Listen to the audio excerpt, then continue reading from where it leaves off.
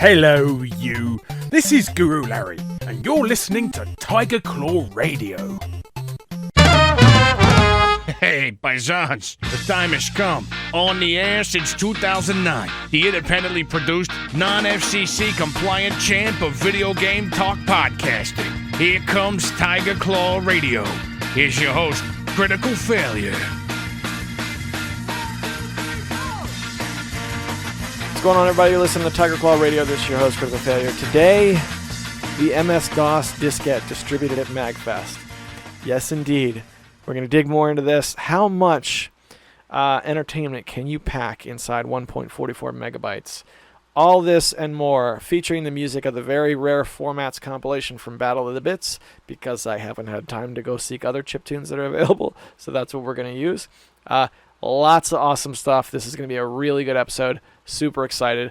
Let's kick things off with Very Rare Formats from Battle of the Bits. You're listening to Tiger Claw Radio.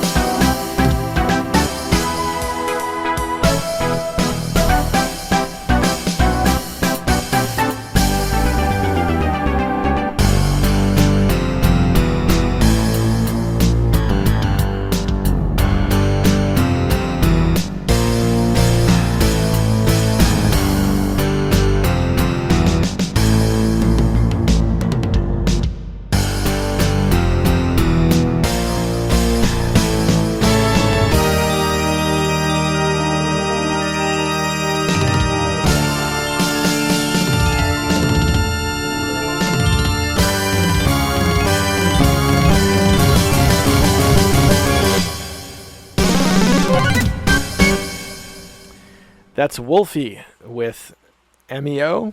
MEO. 5MEO. I don't know, man. It's the 7th track off of the Very Rare Formats compilation from Battle of the Bits. So we're going to talk a bit about MS-DOS and the MagFest diskette, but first we're going to do the van cast. We got 3 trips to the van. Let's take our first one. Jumping in the Wayback Machine, setting it for this past Monday or Tuesday. I honestly don't remember. But stick with us. You're listening to Tiger Claw Radio. All right, van casting. How we doing here? Give me a second while I get it together. Oh boy, I've been sick, boys and girls. Monday morning, time to make it to the office anyway, because that's how we do it. I'm not taking a day off.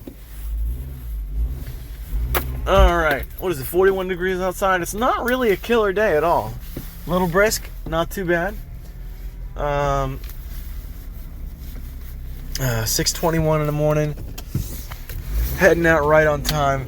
Gonna save money because I'm not doing my grocery stop that I do Monday mornings anymore. Instead, I got a nice big bag of apples that my wife has purchased for me at a much more reasonable rate. I need me apples. And we're off. Okay, so the last few days have really been a renaissance in terms of old computer games, specifically MS-DOS games. For the last like I don't know, however many days. So I think the last couple of weeks, Pinball Construction Set on MS-DOS, Bill Budge's masterpiece, it's come up on the air a few times. Well, I've been playing that with my son, and he just took to it. He's really into Pinball Construction Set. So he and I have both started making tables. Not just making tables, but there's like 5 demo tables that come with Pinball Construction Set, okay? So we take these 5 existing tables, and we've been doing high score battles on these 5 tables, as well as just building our own. And the significance is I've got multiple computers in the house, and everything's equipped with DOSBox, and the 5 demo tables are the constant between all the devices. So I've got a computer that's in like the family room. It doesn't get much use, but it is a computer that does work. Well, that has Pinball Construction Set on it, and it's also up in my office. So just before bed we could play, or in the middle of the day, whatever. So it's been pretty cool. Now, in terms of what we're building, my son's helping me play test quite a bit, as well as just building his own tables. It's great to have another set of eyes playing with my stuff before I finalize anything. So that has been a lot of fun. What? So I told my son about a table that I used to have when I was a kid, one that I made called the Phantom.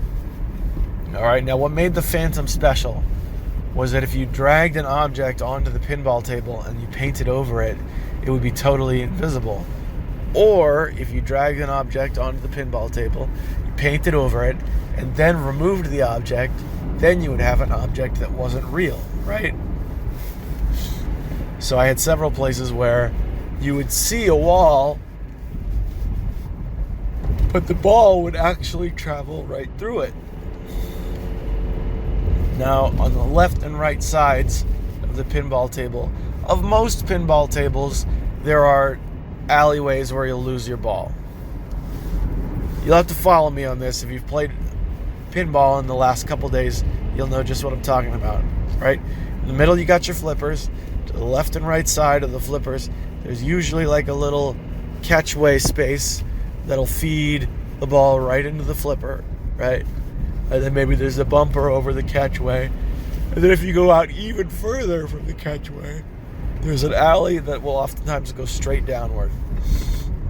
And that going there equals a lost ball. Oh, wow, they took that away from us too. Look at this. So we don't get a merge lane at all? They're making changes to the neighborhood and I don't like it. Alright, where was I? Yeah, so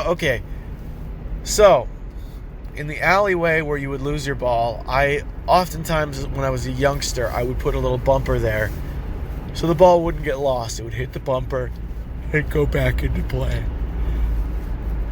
Well, on the Phantom, I put a bumper there that you could see, but then just above the bumper, I would put a sinkhole, and I'd paint over the sinkhole and make it invisible. So what would happen is, when you were playing the table, it would look like that alleyway was safe, like the ball would just hit the bumper and come out. But if you actually went in it, just before you got to the bumper, the ball would hit the sinkhole and disappear. And you'd lose your ball. So I told my son about all these tricks, and he thought that was really cool. So he named his table The Phantom 2. So it's a sequel to a pinball construction set table that was made probably 1990, let's see, somewhere between 96 and 98. Around there. This is pretty cool, man. He's pretty good at it as well. Like, the tables they've made have been fun to play. So, like, stepping aside from pinball construction set, this is a game it's not just like he kind of likes it and he's toying around with it a little bit. He's like, wow, this is a really awesome game. And then he started telling me, he's like, this opened my eyes to the idea of some of these old games can be really fun. Which is like, to hear a dad who's into retro games, have a dad who's into retro games hear that from a son is like, that's so cool, man. So we started checking out some other stuff that MS-DOS had to offer. Not just MS-DOS, but really old MS-DOS. We played Vet, which is a racing game that I grew up with. And he was like, yeah, this is okay, but it's not quite pinball construction set. And I said, yeah, I know. The difference being we've never seen anything like pinball construction set since then. And Vet's just a run-of-the-mill racing game, so you could play a racing game that's recent and get a pretty similar experience.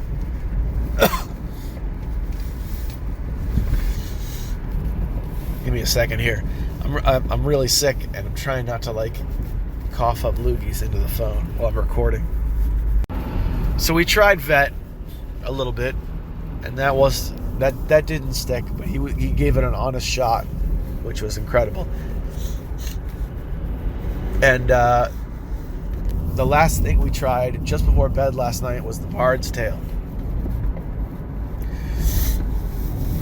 So he and I were on an old abandonware site. Yeah, getting some of the abandonware tables. Not tables, but abandonware games. And he saw an ad for, like, I think Dragon Shard or something like that. One of those GOG.com ads. And he was like, whoa, there's Dungeons and Dragons on here? That's what he said. They're referring to DOS games. And I told him, yeah, that's an ad, but there absolutely is. So we tried the Bard's Tale. And the reason I chose the Bard's Tale, apart from the fact that I already had it installed, was that the Bard's Tale has textures and it's got colors. I didn't want to introduce him to the wizardry like I grew up with, because that's all wire frames and stuff. And yes, that I was able to suspend my disbelief as a child and enjoy wizardry. I thought a little color might make it easier for him.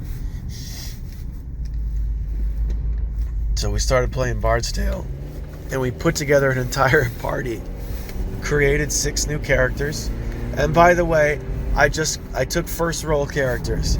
So this wasn't a 40-minute session of trying to min-max all my characters. So I was like, look, we're just going to come up with 6 characters, we're going to give them names, we're going to pick out races and classes, and away we're going to go.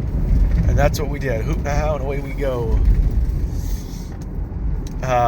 We walked over to the store where you buy stuff. We bought gear, and then we got into our first real battle. Now, I don't know if you guys have ever really tried to play Bard's Tale, but there's a couple of things that set it apart from wizardry. Number one, you got to walk from the Adventurers Guild to the store, to the trading post, to buy your gear. And during that walk, you can get attacked. So it's very dangerous. It's a much more dangerous game to start out in than wizardry. And wizardry is punishing enough as it is. So we did that, and I was kind of showing him, look, you got to make a map. So let's figure out where we are and where we're going. So we had a piece of paper. We were kind of drawing a crude little map on of the starting area. We bought our gear. I explained how the THACO system works because he plays Dungeons and Dragons 3. The THACO system was retired by then. If you're not familiar with that, just the whole idea that armor class, the way armor class worked in Wizardry, positive 10 armor class is really terrible and easy to hit. Negative 10 armor class is essentially a tank and very difficult to do damage to. The Bard's Tale uses this number system. So the idea that, okay, we're going to go buy some armor, you'll put on the armor, and now your armor class has gone from 10 to 6, and that's a good thing.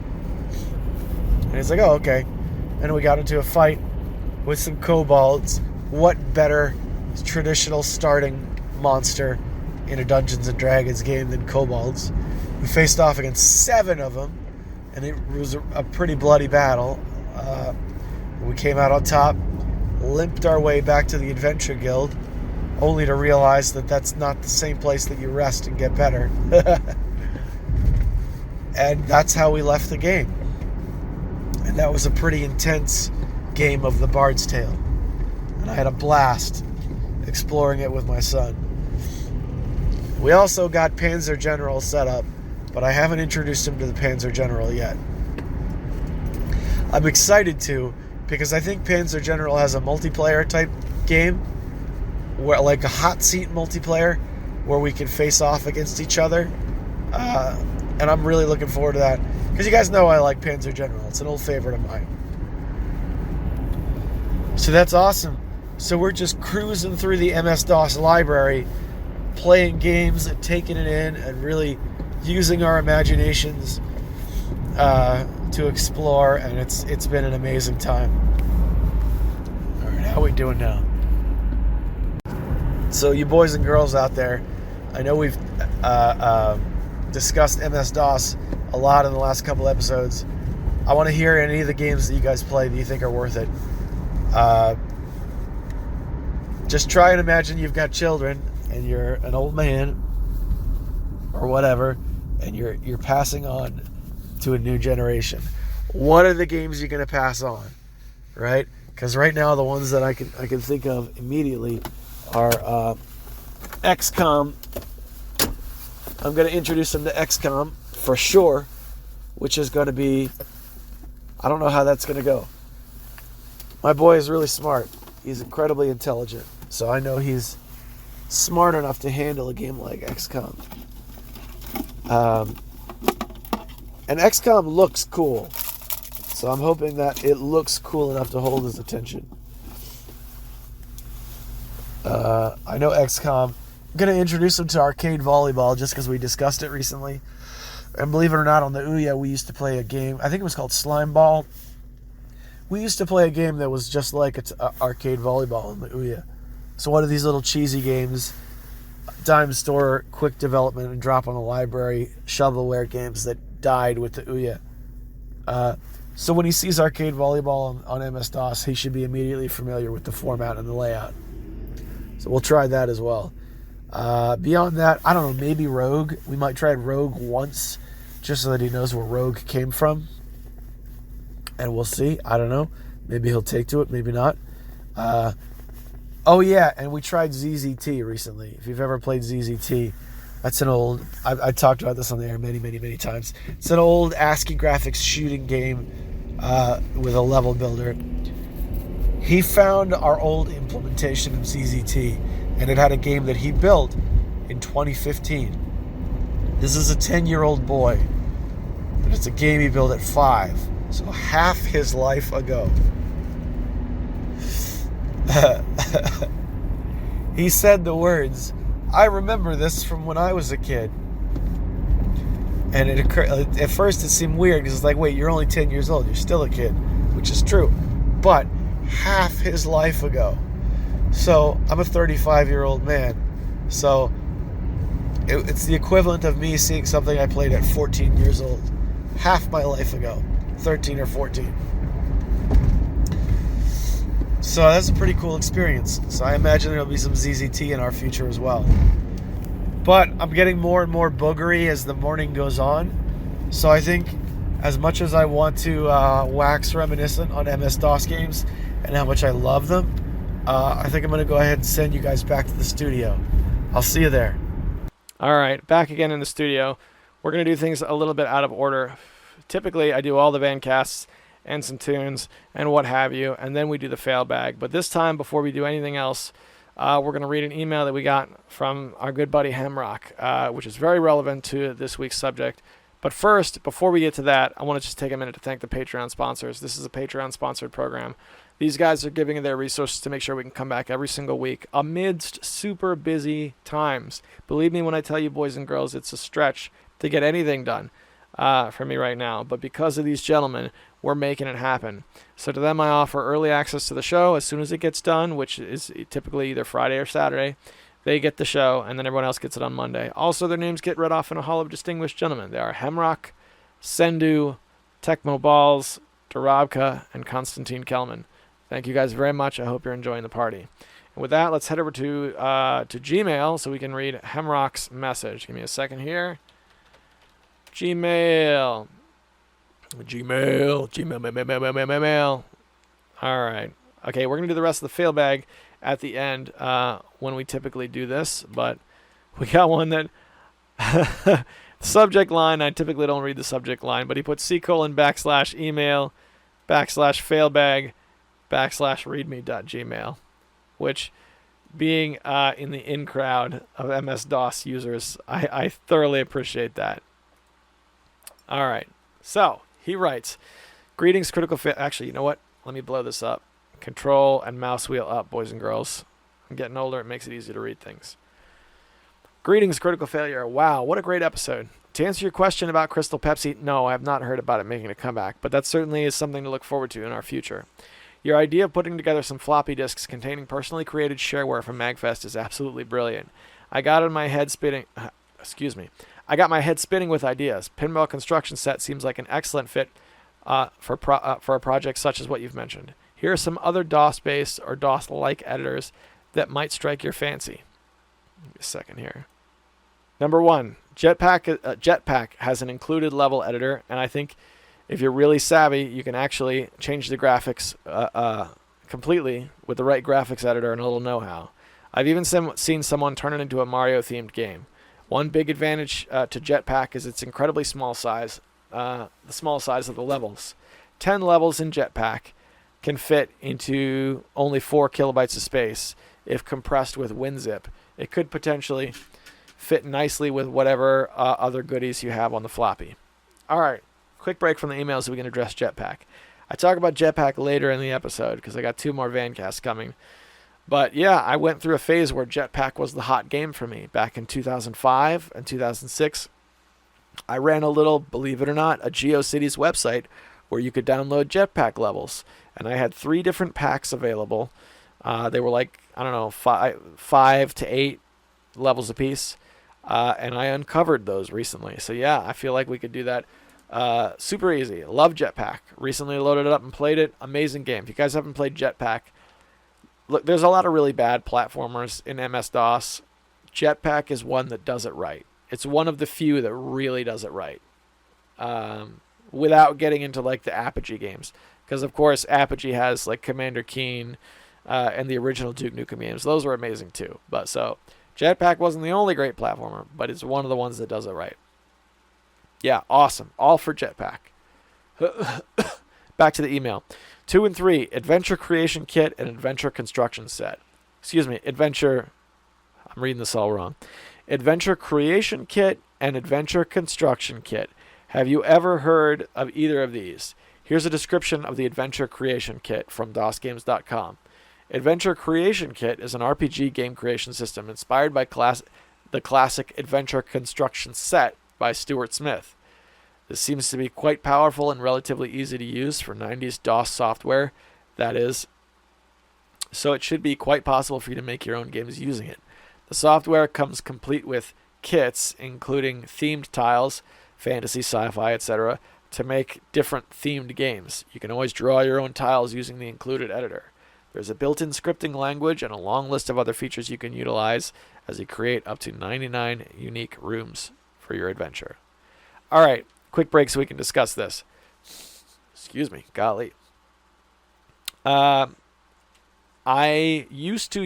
extensively used Adventure Construction Set by Stuart Smith.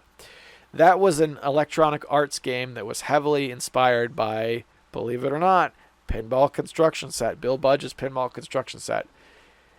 ACS, as we called it. We called it that because that was the executable to run the game, acs.com. It was a great game. The only problem with Adventure Construction Set is that there was way too much consistency.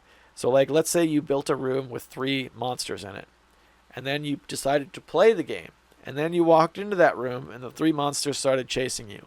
Well, if you save and exit, wherever those 3 monsters walked to, that's where they are forever. Even if you play with another character, those 3 monsters are going to be in a different room. So if you go through and kill everyone, and then you save, guess what? That now you have a game with no monsters in it. So the only real way to play an Adventure Construction Set game was to copy the game entirely and then play off of a copy. It was really weird, but for the time, it could do some really cool stuff.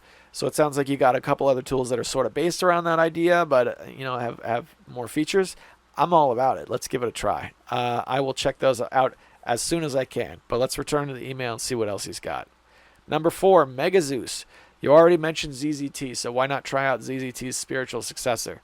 Here's a video from Pixel Musement. This is 5, kiddo. Give me a 5 if you want. All right.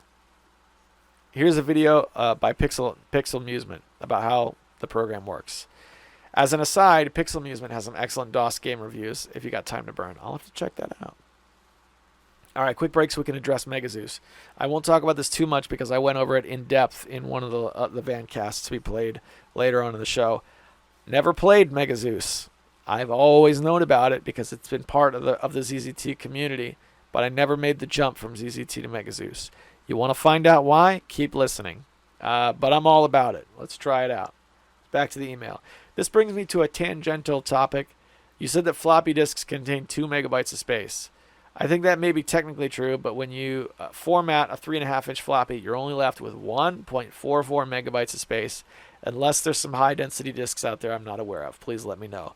You know what? After I read this, you're absolutely right. It's 1.44 megabytes. And if I'm not mistaken, that is the high-density disk. Because if you think back in the day, didn't all of the disks we have, they were considered HD diskettes? You remember that? High density, 1.44 megabyte. Every disk had the letters HD on it for high density. So yeah, I think you're right. That's not bad though. 1.44 megabytes. If you're talking Pinball Construction Set, Adventure Construction Set, ZZT, you can put all of that.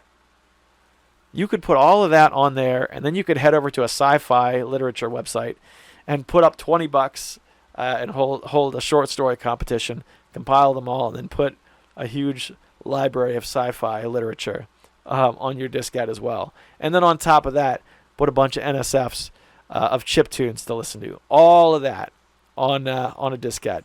But I'm jumping the gun here. Let's read on because he talks about just that. Thank you for explaining the obstacles for putting chiptunes on a legit NES board. Maybe a solution is to put them on a floppy instead. Either you could use that as a way to release the album, or you could just throw a song or two on one of your MagFest freeware discs. How large are the original NSF files? Okay, quick break to answer that question.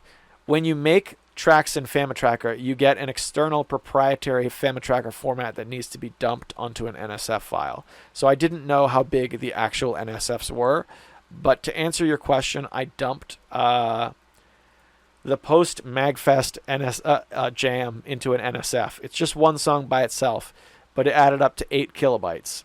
Now, if I understand this right, I think you can pack multiple tracks into a single NSF, and then when you load it up, flip between them.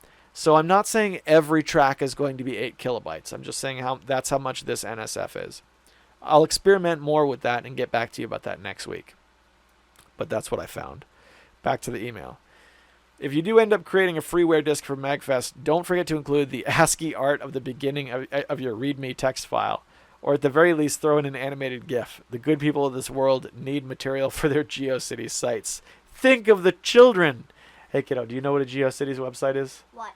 No, it's just, they were websites that, like, people hobbyists would build. Like if you wanted a website now, as a 10-year-old, you could build a GeoCities site. They're gone. They don't have them anymore. But it was something that used to be around. I had a GeoCities website when I was in 6th grade. Cool. Yeah. All right. So you've mentioned about giving your YouTube channel a bit of a reboot with some more vids. I know I suggested you do a Jill of the Jungle review. However, if you do not want to do something more, if you want to do something more clickbaity, how about a top 10 MS-DOS freeware video? Believe it or not, I don't think that's been used before. It's also another way to use your Jill of the Jungle review. Are you still interested in making content other than podcasts? Yes, 1,000 times yes. There's just no time. There's no time, and all the time that I do have, I'm devoting to getting the podcast together. Actually, I sat down with my material today, and I looked at some of the other things I could do. And one of the things I had considered was Commodore 64 material. Just playing some Commodore 64 ROMs, talking about it, going over it, and seeing what we can see. Because that was something I did in my private time, just like a week or two ago.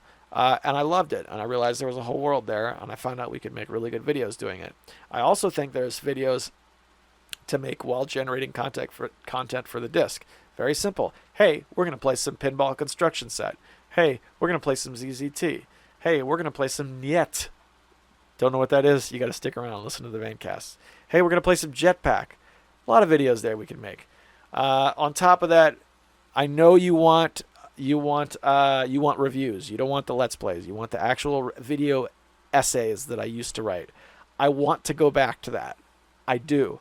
But it takes a lot of commitment to make one of those videos, and they don't bring in the views that they used to. So I will make one. I'm going to set a deadline at some point. That's the only way to make it happen. The problem is I can't bite off more work right now. In order for me to do that, I either have to put projects to bed or finish them. Okay? But right now, yeah, well, we will set something up. The game has to be picked. We have to pick the game, and then we'll make the review happen. All right, but let's read on. Thanks for releasing that chiptune special. What were all those titles used in TCR at some point, or did you add songs that never made it to TCR before? My two favorite tracks are the last two on the compilation: Rarefied Air by KGB 525 and Moonlight Ribbon Castle from LFBO. No, Hemrock, they didn't all make it on the air, but I think those two both did. I kept a folder where I was putting the albums. So both of those songs, one Rarefied Air came from Rare Formats, which we're playing today. That album had been played on the air, track choices from it recently, and the same for LFBO. That was from like the Love compilation from like 3 episodes ago. When my son and I picked competing tracks and we asked you guys which ones you liked better. That was the one that ended in like a dead heat where it was 1-1. Cool Storm, a Spears review on Emerald Rangers seems like a typical RPG Maker game. Yep, I would agree with that. He goes on. Lately, I've gone back and listened to the old podcast I got into over a decade ago called Retronauts. It was produced by the OneUp.com, which apparently still exists. I just checked. Anywho's, you can download their first 100 episodes on archive.org. You might find their Commodore 64 episode interesting since you've been on a C64 kick. Thank you very much. I'll check it out. I just listened to their podcast about emulation, which is another you may enjoy. But be forewarned, they use some explicit language, so you might not want to listen to it around CF Junior. It's funny you mentioned the Retronauts. I didn't realize that was one that you got into over a decade ago. So, Hemrock, I have a program that I use on my phone, a little app, if you will, called Pocket Casts. I was just looking for an RFF reader at the time, a pod catcher, if you will, and it has a directory of podcasts from several different sources. And I was just this is where I get like my mainstream type podcasts. You know, your Adam Carollas and your Jay and Silent Bobs and the guys that everybody knows, your Joe Rogans and whatnot. Well, one of the podcasts I found using this thing was the Retronauts.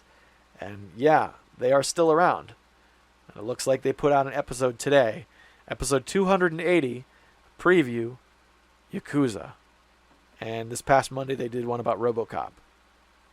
And it looks like they even had one about Paperboy. Awesome. I've been subscribed to them for a while. They show up in my feed, but I've never taken the time to listen to them. So it's good to know that you have a history with them. I'll check them out. Almost done with the email. He has one more thing. He says, any updates on the Raspberry Pi? Keep rolling retro. Hemrock. Yes, the Raspberry Pi has been shelved. I ran out of money.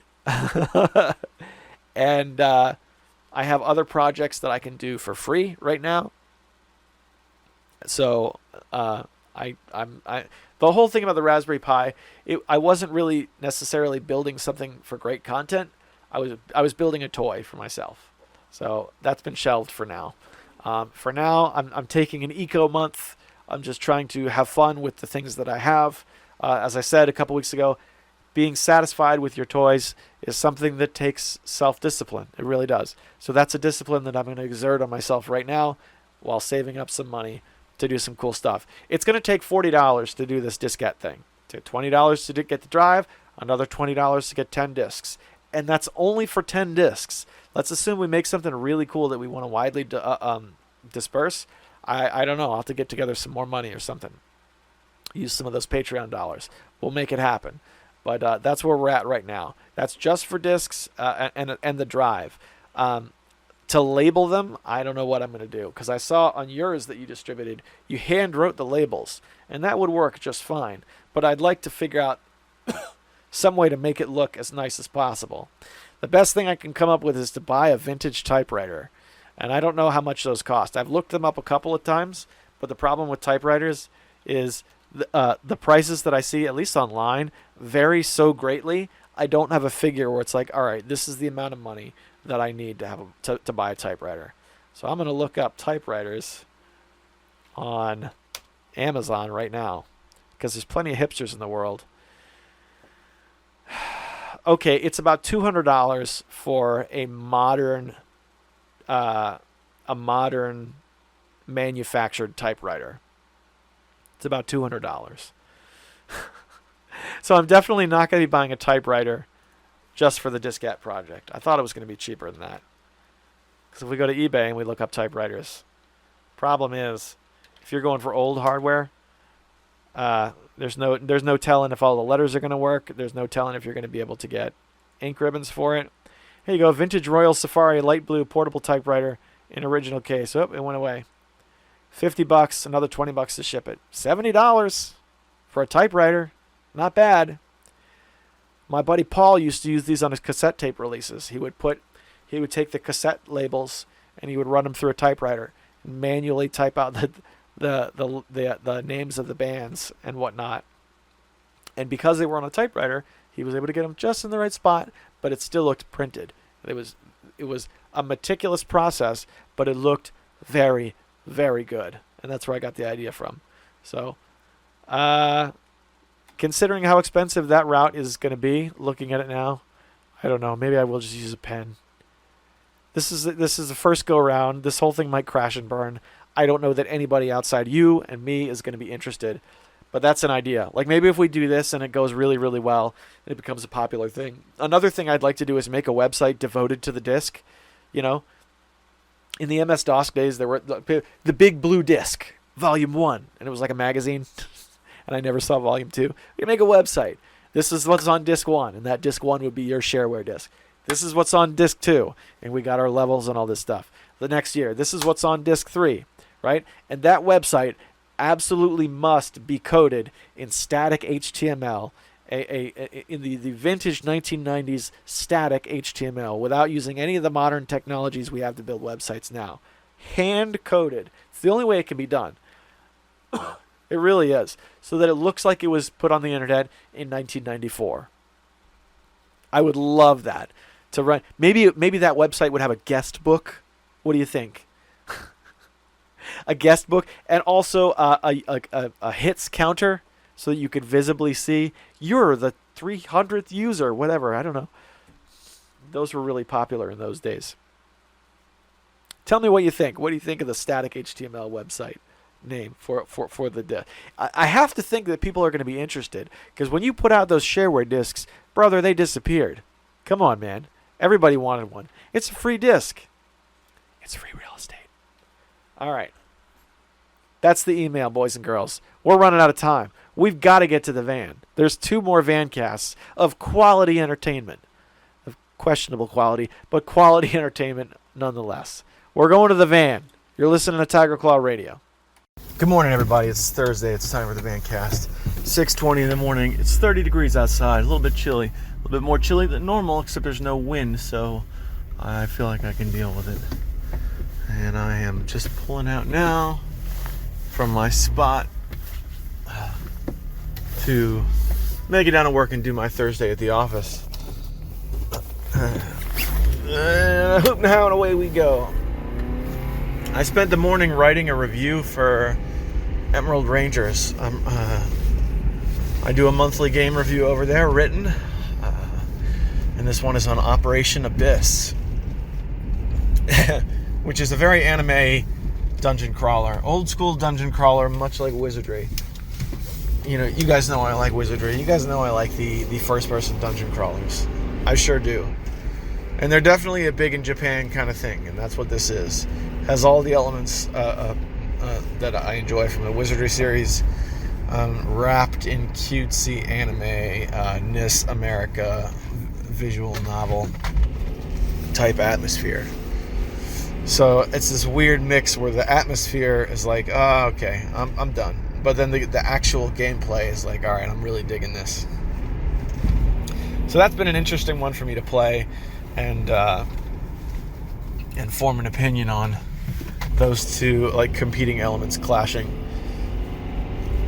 If you've never played it, it retails on Steam for $20, but every now and then it goes on sale. I was able to get it during a NIS America sale for $5, and I feel like I'm getting my money's worth for $5. Lots of content, man. If you get hooked on this game, then you really got a gem. But I've enjoyed it. It's not rated very highly amongst other players. I think because dungeon crawlers, even though dungeon crawlers are like a sort of a niche game style now, there's a lot to choose from. You've got Grimoire, if you've never played it. That's got a lot of content. We've got the Legend of Grimrock series 1 and 2, and then those games have user-generated content. Then you can head over to GOG.com if you're still into dungeon crawlers. You can get the Eye of the Beholder series. Those are really awesome dungeon crawlers. Dungeon Hack, that's an amazing game. There's a lot to choose from. So it's just another drop in the bucket. But yeah, that's been fun. So that's almost done. Look out for that on Emerald Rangers next month. At the end of the month. I guess it'd be up in just a couple of weeks. But that's nearly completed. Spent all morning getting that written. Last night, I was hanging out with my son, and I had the baby in the front pack, so I wasn't able to help, but my son was playing some MS-DOS games. And we loaded up ZZT, which we talked a little bit about last week. Either last week or last Vancast, I don't know, give me a break. Well, we loaded up ZZT, and he started playing through the default game in ZZT, which is called Towns of ZZT. And that was a trip for me, man, because I put quite a bit of time into Towns of ZZT. That's not an easy game to play through. It's got some length to it, especially for a ZZT game. And I played all the way through that a couple of times, years and years ago. And that game gets hard in a few places. So, yeah, that was pretty cool. Watching him sort of get used to ZZT again. And some of the weird stuff that game has to offer.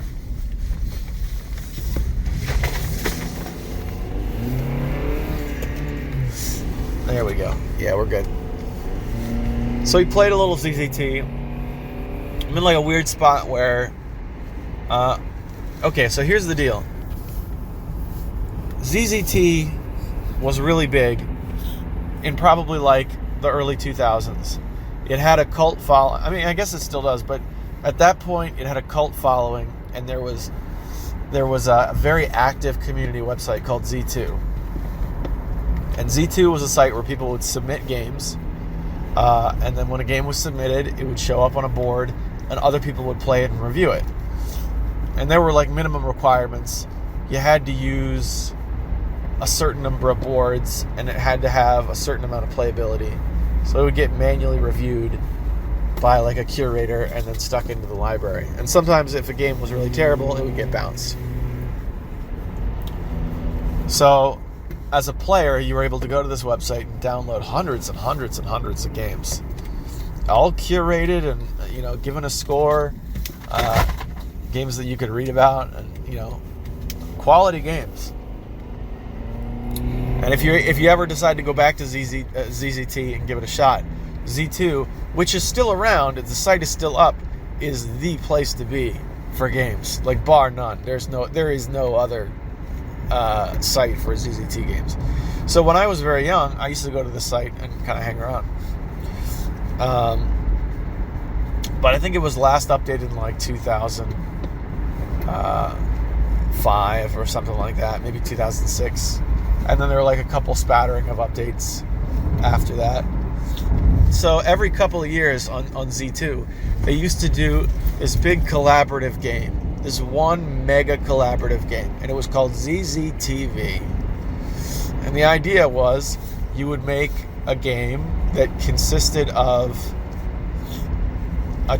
you would make a game that was supposed to be like a channel, like a TV channel, and that game would consist of a little hub world with a few doors, and those doors would go wherever you wanted. If you wanted to make a mini game, you could.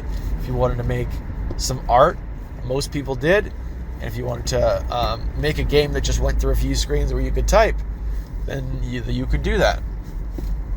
So everyone would submit these little channel games, and they would be compiled into a central game. So when you would load up ZZTV, and you would be able to see all of the different people who submitted games, play their channel games, and really see what the community at the time had to offer. And they did this there were 11 versions of it. And when I left off with these people, it was 2015, and ZZTV 11 had come out, and somebody was collecting for a ZZTV 11.5, and I don't know if that ever made it out. But I started working on a channel back in 2015, and I still have it. It had a central hub, and in that hub there were 2 mini games that I created a long time ago. Like, I don't even know when. Probably around 2006 or 2007. And those games were just dumped wholesale into my channel so you could play them. And then there was also one game that I have submitted and accepted to the Z2 library. The one game that I have available, it's called Island of ZZT. I made like a playable demo of Island of ZZT, consisting of like 2 or 3 screens, and I put it in there as well. So the idea is you download this channel, you'd play my channel, and it would have 2 mini games, a demo for my one full made game, and then there were a couple of games that were original to the channel that I'd put together. It was shaping up very nicely. But it never got finished. The bottom fell out, and I never quite wrapped it up. And I don't think the full project ever came out either. ZZTV 11.5, I don't think was ever released. So it's just as well. But I have this project that I would love to get finished, and I don't think a whole lot more needs to be done on it. It just needs to be packaged, sealed, and finalized. Like, I think I was working on a single board minigame that never got finished. I could just put an introductory screen saying, hey, this was a single board game that never got finished. Some of the events probably don't fully work. And then there you go. And then at least you can walk in and check out what was to be. Yeah, I was building a minigame where it's like the bridge of a spaceship. And then around the edge of the bridge is like the Jeffries tubes from Star Trek. And the basic idea was it was a single board, and you would have to go talk to people to make certain events happen. If you talk to this specific person, it would trigger a variable which would change the behavior of another object. And you would interact with that object, and it would trigger a variable which would interact with another object. So ultimately, talk to this person. Oh, the thing is clogged. Okay, go get the pipe. All right, take the pipe and use it on the steel grating. All right, now the grating is open. Now you have access to this other area, and there's this other issue. Okay, so now you got to go back to the console and press it, and that'll turn on the air conditioning, which will clear the clog, and that sort of thing. One thing after another, after another, after another, all in a single board in ZZT.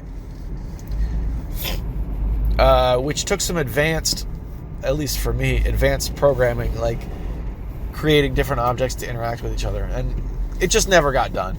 And it's never going to get done. So I would like to wrap up my ZZTV 11.5 channel and release it at some point. So, at the time, there was a secondary game creation kit that Hemrock mentioned in his email this week called Megazeus. Megazeus was a game that had more power in game creation than ZZTV had much more power, but at the time it did not have the community. All the people were playing ZZT, right? If you played a game, if you made a game and you wanted other people to play it, you made it in ZZT and not in Megazeus.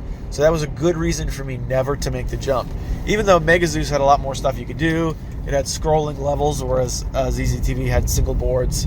It had more music options and things like that. I never made the jump. I never downloaded it. I never played it. I never played a Megazeus game, but I always knew about it because it was talked about within the community quite often.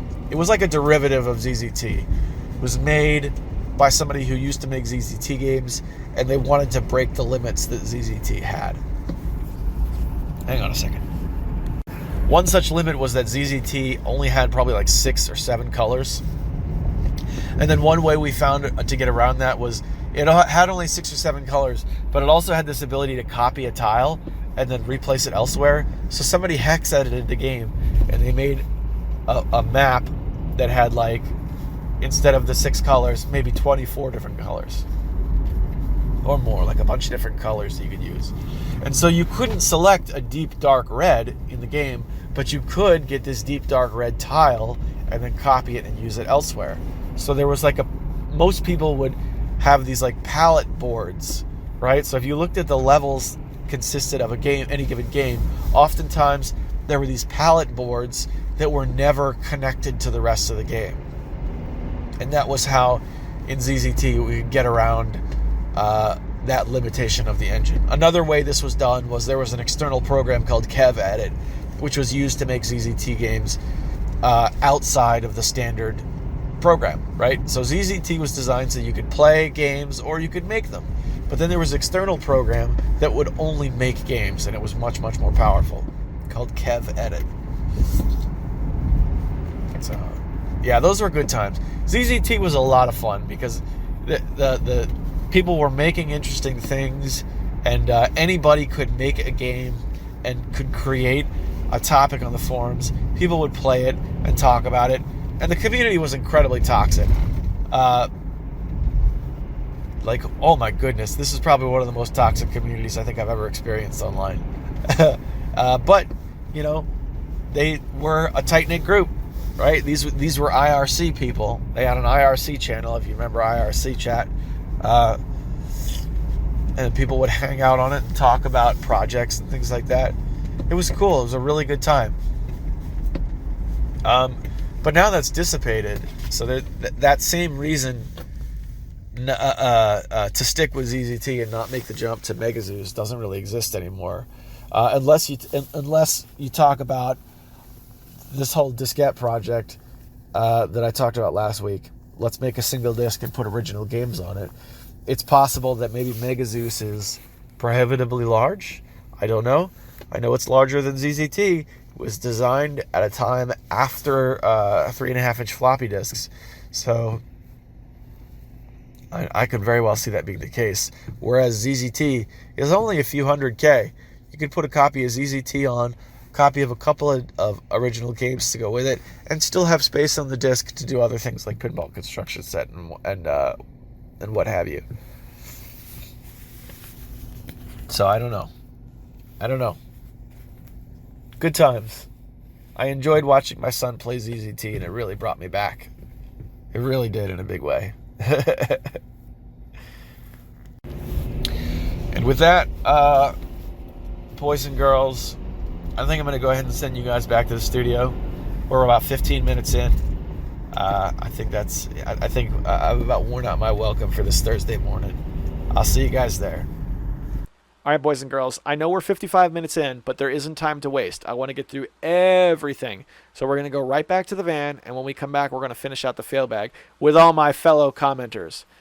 No disrespect to the commenters, by the way. The reason why I put Hemrock up front is because some of the stuff he talked about, I built on in the van casts that followed. So stick with us. You're listening to Tiger Claw Radio. It's a chilly one today. It's Friday morning, everybody. Time for the van cast. How you guys doing today? 21 degrees outside. It's a little bit chilly.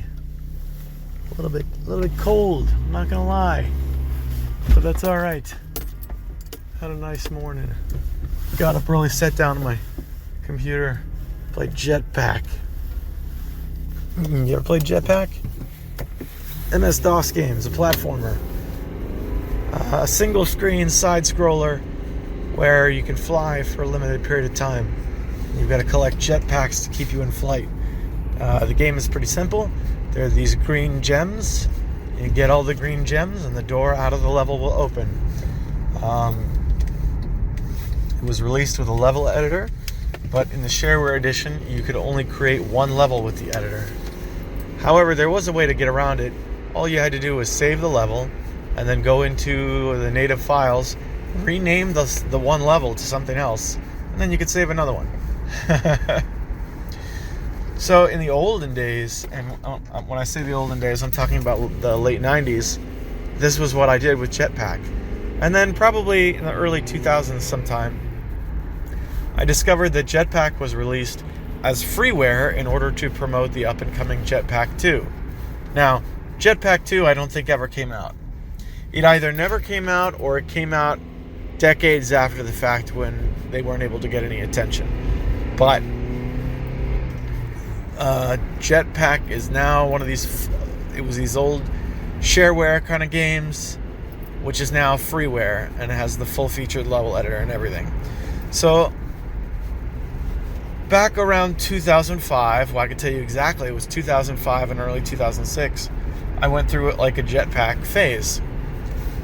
And I had a GeoCities website, and on that GeoCities website, I had several level packs for Jetpack that I had made. It was a weird little phase. I was running sort of a little online community at the time. I remember I had a forum. This was back when like old style internet forums were really the place to be. You know, and GameFAQs.com was like the happening spot and all that. A long time ago. So when I was clicking around, scraping, things together for this potential MagFest disc idea, I came across all of my level packs from 2005 and early 2006. So this morning, I dumped all of the packs together into a single folder. And it was like 20 levels or something. And I started playing through them. It was a lot of fun, man. I forgot how fun Jetpack was. It was a lot of fun indeed. On top of that, the levels for Jetpack, because it's essentially just a grid of tiles, are incredibly small. All of the Jetpack levels combined that I have equal about 9K. So very, very tiny. And then I think if you add the game itself, you could dump the game itself plus all of the levels I created together for about, I can't remember if it's 200 or 300, 210K or 310K, somewhere below 400K. Which is pretty cool, man. I'm pretty happy about that.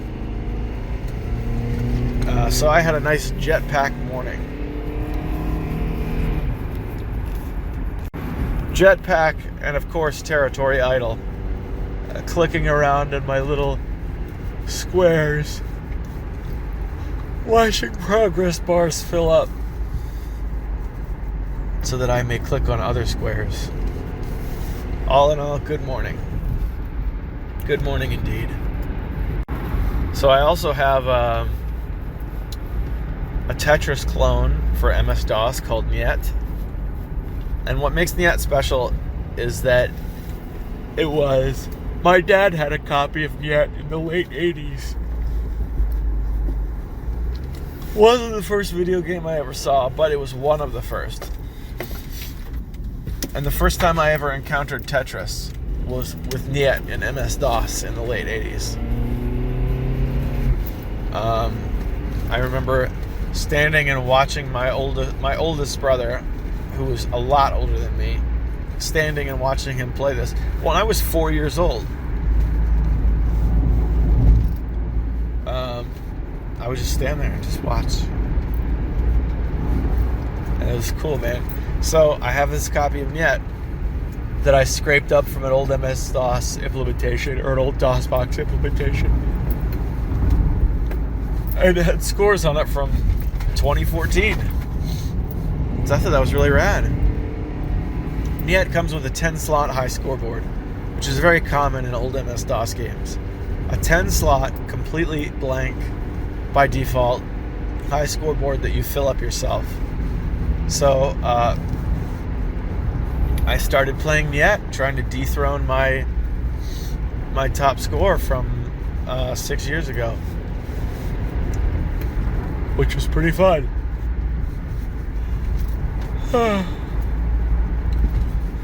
Niet's freeware, so if we were to make a disk and not fill up all the space, playing Niet, I think would be a nice bonus. It would be a nice bonus.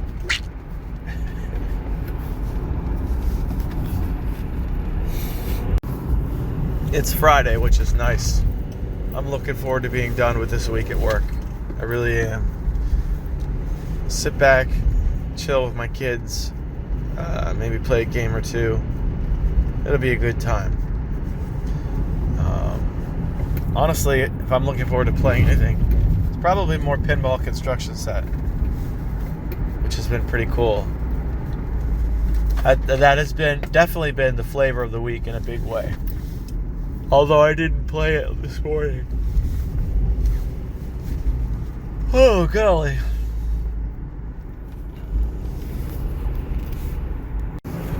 You know, this isn't something I'm going to embark on, but it's just like an idea I'm kicking around in my head. I wonder how expensive it would be to rebuild like an old IBM 386 machine from the ground up. Think about it. I was able to put together a modern computer for $10 a week. Yes, it took 6 months, but I was able to do it. What about if I collected components for an old computer? How difficult would that be? Well, I took a look around, and so far it seems like the most expensive component is the case. To buy an old tower case seems to run me about $100. But I can get like a motherboard for $40. I can get a processor for $20. Seems like a very doable thing. If I could get like a decent if I could get a decent parts list together, I bet I could do it. It would be nice to have the legit hardware again. Be able to use 3.5-inch floppies natively, and more importantly, 5.25-inch floppies. Because if you want to get a 5.25-inch floppy drive, it's big money now. 3.5-inch, not so much. You can get a 3.5-inch external floppy drive for $20. $20, that's it.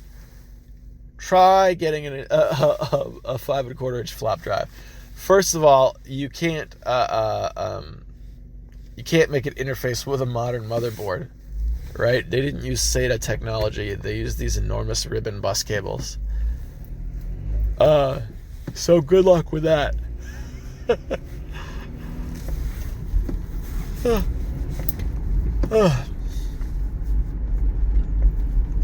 I wish I could remember offhand how much they were. I looked up one of these things probably like 6 months ago, and it was like, wow, that's expensive. Like $50 or something like that. On a drive that has no guarantee it's going to work. But hey, man, if you're rebuilding an IBM 386, it's got to have one, right? Absolutely must have one. My dad's old IBM Luggable, which I don't think was a 386. I don't think it was quite that powerful. That had two 5 1/4 inch floppy drives. And at the time, I thought that was amazing, because certain games that required disk switching, you didn't have to do that. You would just put disk A, drive A, and disk B, and drive B. In some cases, that would work. I think I remember that the most with Adventure Construction Set. Adventure Construction Set was one of these things where when you bought the game and you opened it up, what it had inside it was a master disc. You had to use the master disc to make an adventure disc, and you would switch back and forth between the two during that process. Wizardry was another one. In order to play Wizardry, you had to have like an adventure disc that held your party roster on it. Not just your 6-man party, but like the 20 or 30-man party that would be in town and everything. The entire roster of the game would be on this adventure disc.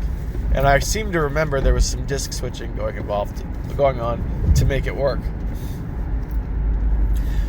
Enough to the point where when I bought the Wizardry Archives CD, the original version of the game had to be edited so that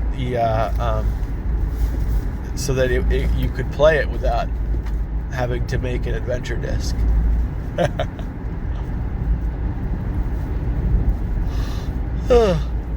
So with that, boys and girls, I'm going to send you guys back to the studio so I can go do my day at work. I'll see you there. Back again. Let's read the comments. Thanks very much to Mecha Menace, Death Adder, and Desm101 for leaving comments. My goodness, this whole segment would be dead in the water without you guys. Mecha Menace, what's on my shelf? He writes, Paperboy is an awesome game. Growing up with the DOS version using EGA choice graphics, it was really difficult for me when I started looking for retro games. Paperboy on NES, Game Boy, and SNES. They all sucked compared to the large, blocky, colorful graphics of the DOS game. Woo, lad! Woo, lad. Bold choice moves. Bold choice words for Mecha Menace. Let's read on. Those versions had sound samples which seemed out of place. I couldn't use the keyboard for precision on riding the curb. They took away the splat effects when the paper slapped on an object like an old lady in a blanket or those squirrely RC cars. The mangled wreck your character would turn into when smashing into a pointy fence, car, or obstacle was not as gruesome. It took me a while, but the Sega Genesis and Game Boy Color do a decent job of getting close to the feel of that DOS game. I haven't tried the Lynx version, but it looks like a contender as well. By the way, it was only years later when I realized that Paperboy is a shooter game. Yikes. I gotta tell you, Mecha Menace, I've never played the MS-DOS game. Maybe I have. I seem to remember downloading it and seeing what the like the opening screen where you see the newspaper. I remember looking at that, but maybe I couldn't get it working or something. I'll have to see. Have you ever played it in the Abandonware era, or do you just remember playing it back when it was new? I'll have to look it up. And it's funny, I never thought of Paperboy as a shooter game until you mentioned it just there. I always think of it as a bicycle game. But you're right. Mechanically, you're absolutely right. But he goes on. I think I have two stories about sharing games. As a kid, I didn't know many people who played video games, so trading them didn't come up often. In one of the stories, I'm the villain, the worst kind. It was horrible. I was despicable, and it was downright deplorable what I did. The other was when my older brother loaned out one of my PS1 games to a kid he knew in high school without my permission. He swapped Motor Tune Grand Prix for Wipeout XL. I didn't like him going behind my back, but I did enjoy XL a lot. That's a tough game, but not as tough as Motor Tune.